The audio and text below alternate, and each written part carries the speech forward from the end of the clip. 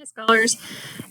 Some of the objectives we're going to cover in this video are the definition of solution and concentration, explaining what pH measures, comparing the relative concentrations of hydronium ions and hydroxide ions, talk about what those are, to determine if a substance is an acid or a base, and lastly, to explain the role of a buffer in maintaining a constant pH.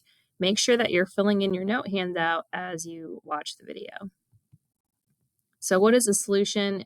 It's just a substance dissolved in another substance. We have some fancy terms for that. The substance that's being dissolved is the solute, and the substance that's dissolving it is the solvent. Okay. And so on the left-hand side, we have an ionic substance being dissolved in water. And so in this case, sodium chloride is our solute. And notice the ions separate individually from each other when they're dissolved. On the right-hand side, we have a covalent solute, sucrose, sugar. And notice that the covalent bonds don't get broken apart. You have individual sugar molecules that are then pulled apart and dissolved into the water to make the solution. So when we talk about the concentration of something in solution, we're really looking at how many solute particles there are per volume. So if you can imagine mixing up a solution of Kool-Aid, for example, the more Kool-Aid powder you put in, the more concentrated your Kool-Aid's going to be, because in each cup of Kool-Aid, you're going to have more of the Kool-Aid powder molecules. So you can see down here, if we have a more dilute solution, there's more water per solute in the same amount of volume. And if it's more concentrated, there's more solute per volume. So we've talked about how bonds range from nonpolar to ionic and anywhere in between. And water is really, really polar. So it kind of toes that line between a polar covalent bond and an ionic bond. And every once in a while, it actually splits apart into ions. And so here you can see a water molecule is splitting apart into what we call a hydroxide ion, which is a one oxygen and one hydrogen with a negative charge, and a hydrogen ion, which is a hydrogen atom with a positive charge. The hydrogen ion doesn't stay by itself, though. Because it's positively charged, it will attract to another water molecule's oxygen and form what we call a hydronium ion, H3O+. And so to summarize down here, two water molecules can become a hydroxide ion and a hydronium ion. And that process is reversible. So this will happen back and forth occasionally, to a certain frequency in every sample of water.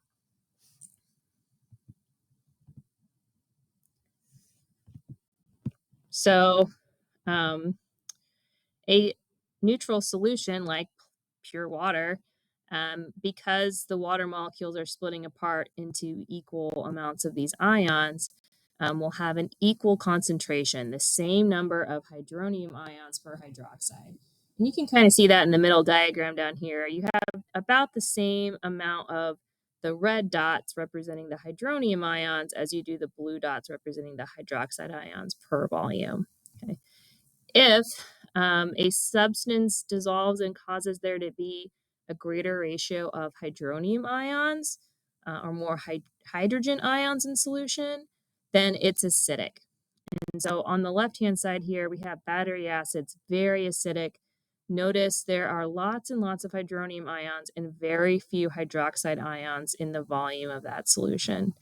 Vice versa, if a substance causes there to be a very small amount of hydronium concentration or a very low concentration of hydronium and a very high concentration of hydroxide, then the solution is basic. And so that's what you're looking at on the right-hand side here, really high concentration of hydroxide to hydronium. The pH scale stands for potential hydrogen. It measures the hydronium ion concentration on a logarithmic scale. And you might be somewhat familiar with this. Most substances here on Earth are going to range from 1 to 14, with 1 being the most acidic, 7 being neutral, and 14 being the most basic. And so how the formula for pH is that it is the negative log of the hydronium ion concentration. Okay, so these brackets here mean concentration of. And so what does that mean? If you haven't taken algebra yet, you probably have no idea what a logarithm is. Logarithms are based on an exponent of some base value. And so in this case, it's the exponent of the power of 10. So for example, log of 10 is 1 because 10 to 10 is equal to 10 to the first power. And the log of 100 is 2 because 100 is equal to 10 to the second power. And the log of 1,000 is 3 because 1,000 equals 10 to the third power. And so that's kind of how a logarithm works. And it might make more sense if we look at this diagram here. On the left-hand side, we have the hydronium ion concentration, and on the right-hand side, we have the pH concentration. Look carefully at how the pH is determined, or what the relationship is between the pH and the hydrogen ion concentration on the left. You might notice that the pH is the negative exponent on the power of 10 of that hydrogen ion concentration. So when we find the negative log of 10 to the negative third, we get 3. When we find the negative log of 10 to the negative fourth, it's 4. These exponents are negative. So 10 to the negative 1 is 0.1. And that is a much higher value than 10 to the negative 14th, which is 0.10000000000000001. So the lower the pH is, the larger the hydrogen or hydronium ion concentration is.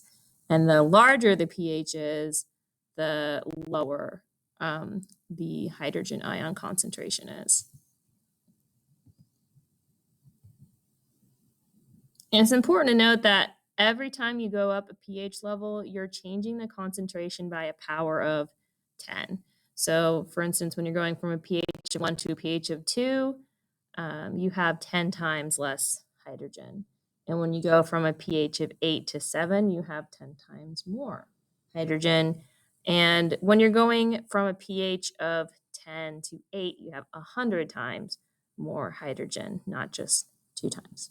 So every time you go up a pH, it's changing by 10. If you're going up, the hydrogen ion concentration is getting smaller by a power of 10 each time.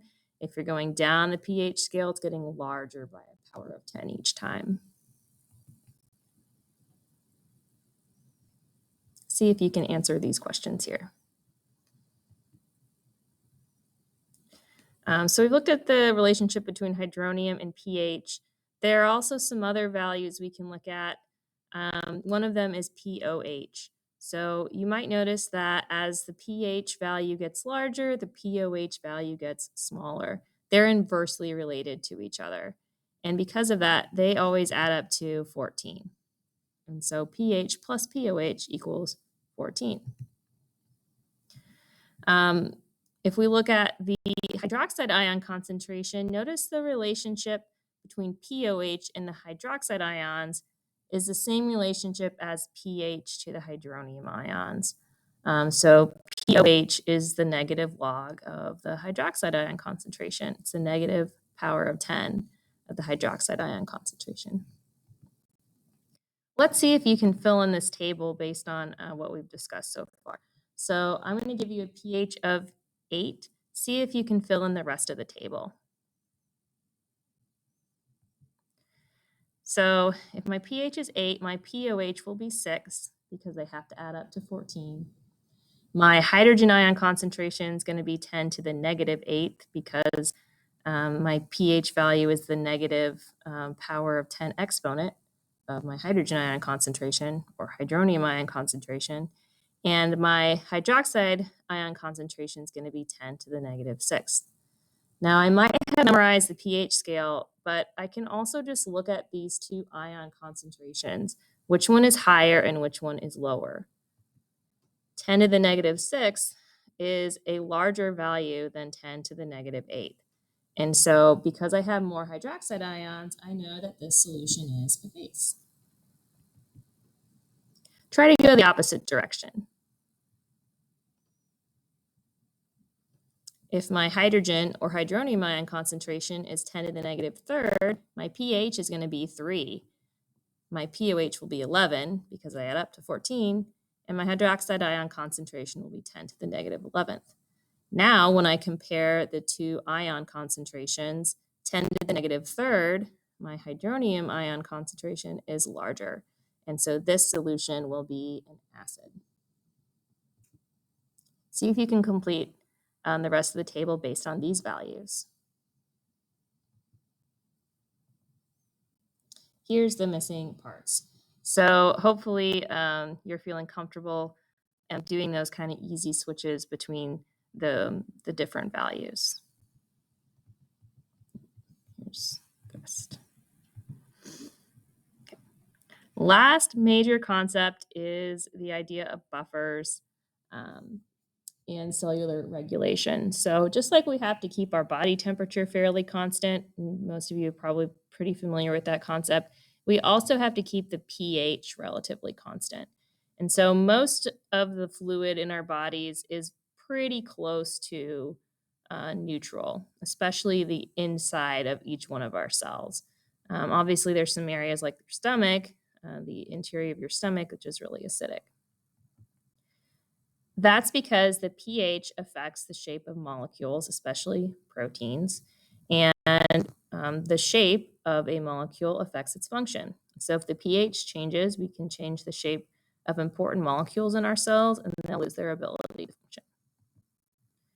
So one way we can maintain a similar pH is by the use of something called a buffer.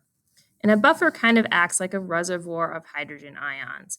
We can release hydrogen ions when the solution gets too basic and we need to level out the concentrations by adding hydrogen, or we can absorb hydrogen ions into the buffer when the solution gets too acidic. And so down here you can see that going both ways. Here's the buffer releasing hydrogen ions and absorbing them.